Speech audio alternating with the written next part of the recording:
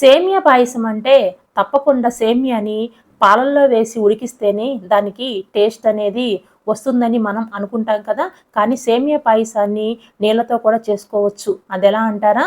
సేమియాని కొంచెం నెయ్యి వేసి వేయించుకోవాలి. ఆ తర్వాత సేమియా మునిగేంత వరకు నీళ్లు పోసి ఇక సేమియాని ఉడికించుకోవాలి. దాంట్లో పంచదార లేకపోతే బెల్లం కొంచెమంత ఇలాచీ వేసుకొని ఇక పూర్తిగా సేమియా మెత్తబడిన తర్వాత దాన్ని స్టవ్ ఆఫ్ చేసి పక్కన పెట్టుకోవాలి.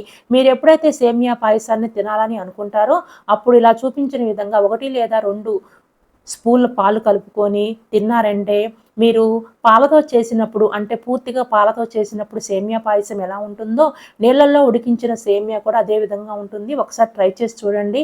అందులోనూ ఈ కాలంలో స్వచ్ఛమైన పాలు దొరకటం లేదు. ఏది స్వచ్ఛమైనవో ఏవి కల్తీ పాలో మనం చెప్పలేకపోతున్నాం కాబట్టి ఈ విధంగా కొంచెం పాలతో అద్భుతంగా అమోఘంగా సేమియా పాయసాన్ని చేసుకోవచ్చు. ఈ వీడియో మీకు నచ్చితే లైక్ చేయండి. Please subscribe to our channel. Thanks for watching.